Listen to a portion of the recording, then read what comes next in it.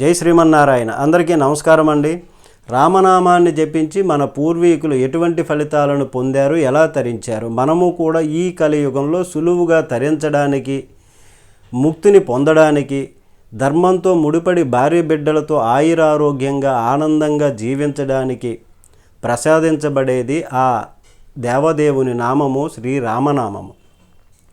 రామనామము మహిమ తెలిపేటటువంటి రామనామ సంకీర్తనలో ప్రతిరోజు 2 కీర్తనలు వాటి యొక్క భావాన్ని తెలుసుకునే ప్రయత్నం చేస్తున్నాం కదా. ఇది పిల్లలకు కూడా నేర్పించండి, మనందరము తరిద్దాము.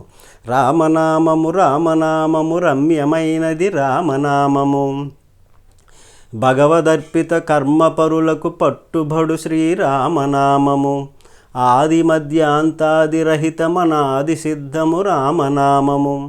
ఏకాగ్ర బుద్ధితో శ్రీరామచంద్రుని మదిలో నిలుపుకొని ఆ స్వామికి ఇష్టమయ్యేటటువంటి ధర్మ కార్యక్రమాలు ప్రతిరోజు చేస్తూ పత్రము కానీ పుష్పము కానీ జలమును కానీ భక్తితో సమర్పించిన వారికి మన స్వామి నిత్యము ఆనందాన్నిచ్చి పట్టుబడతాడు, ఆనందింపజేస్తాడు. ఈ విధముగా భక్తితో స్వామిని కొలిచి ప్రహ్లాదుడు, దేవకీమాత, యశోదమాతలు ఎందరో మహాత్ములు తరించారు.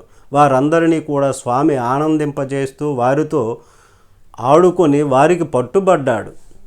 వారందరినీ కూడా తరింపజేశారు. పూర్వము ఉండేది, ఇప్పుడు ఉన్నది, తరువాత కూడా ఉండేది, ఆది అయినది, అంతము లేనిది, సమానమైనది కానీ మించినది కానీ లేనిది, శాశ్వతమైనది, సత్యమైనది, ఆనందాన్నిచ్చేది, సిద్ధిని కలుగచేసేది నారాయణుడు, ఆ దేవదేవుడు మాత్రమే.